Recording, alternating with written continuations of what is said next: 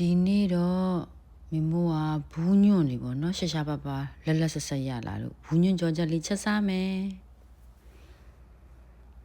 ဘူးညွန့်လေးတွေက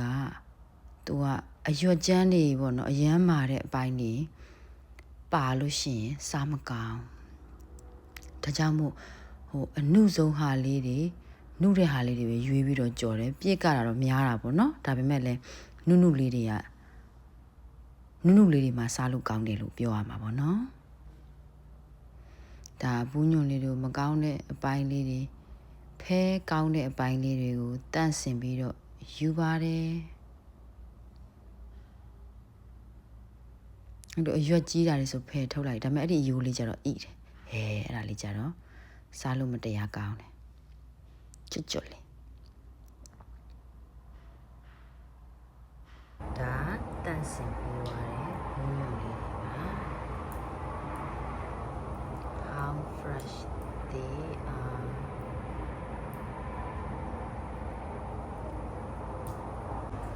ဒါ garlic လေးကိုထည့်မယ်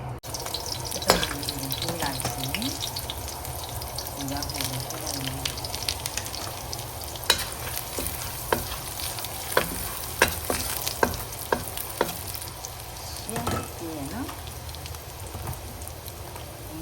ထဲပါမယ်